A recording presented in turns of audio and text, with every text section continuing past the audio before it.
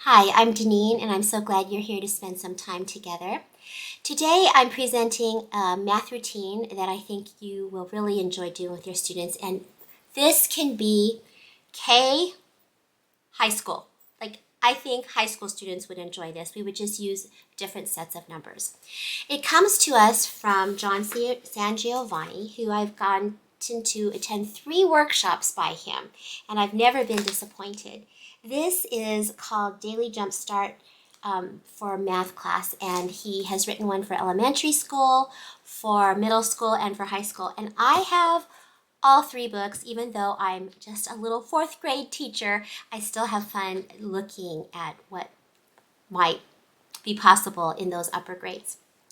It's called Big or Small. And this is what I did for my routine right before Christmas when things were so busy and the students just loved it and it would get so excited. I do math talks or number routines in the first 5 to 7 minutes of my math class every day.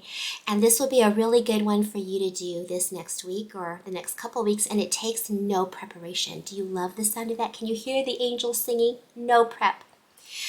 It teaches students to look at numbers as quantities and compare big or small. And this is how you do it.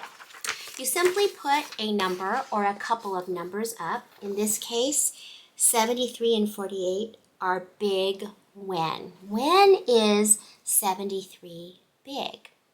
So I have the students turn and talk to each other. And only after a couple minutes of that did I let them start to share. And I just so wish I had written down some of their examples, but it was before Christmas. I was just trying to survive, right? So I don't have any of their fun answers, but you will get some good answers, and I hope you will share them in the comments with me because we all would love to learn from you and your students. But 73, let's see, that could be big when when it's describing how many students are in a classroom, but it would be really small, though, if thinking of it and how many students are in a school. Or if you're in a small school, a multi-grade school, this would be a big number for you in a multi-grade school too, wouldn't it? Okay, 48. When would that be big? When would 48? Oh, if it were the number of Girl Scout cookies that I eat. I saw on the way home from church this weekend that it's Girl Scout cookie time again. I hope wonderful Stanley doesn't hear me say that because he has made a commitment to every time he sees Girl Scout cookies, he buys them. And we still have 2 boxes from last year that we haven't eaten yet. So anyway, 48 Girl Scout cookies at one time would be a big number. Let's look at another one. Ooh, 12 and 8. We think of those as typically small numbers, right? But we think of them as small numbers. But let's give some examples of when they could be small. Let's see,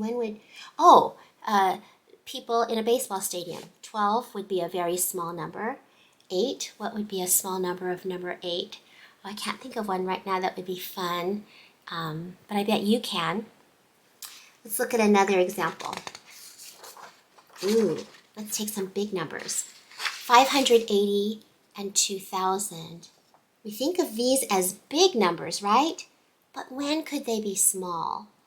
Like maybe 580 would be small if it were the number of people living in a town. When would 2,000 be small? Oh, students were saying things like this. Number of people, population of a state, that would be very small. Really gets them thinking and talking. And we all know how much our students love to talk. They just love to talk. And this encourages talking, but about math.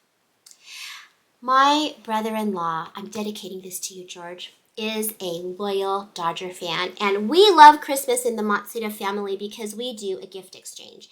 And so we pick names, and it's all done. My niece, Michelle, does it for us, so it's all with an app, and we don't know who has us. And it's so much fun. And I got George this year, and he wanted a baseball cap for the Dodgers. And I bought him a size 7 by mistake. He needed a 7/3/8 baseball cap. So I learned on Christmas Day that 3/8 is a really big number when it's the wrong size hat for my brother-in-law's head. So there's a practical application for that. So you can even do fractions, and as you go in upper grades, you could even do decimals, and the sky's the limit of things that you can do. So I hope that you will give this a try, big or small. There's no wrong way that you can do it. Just have your students talk about quantities of numbers. Thanks for being here today. I'm Deneen Matsuda. Thanks so much for watching, and don't forget to like and subscribe!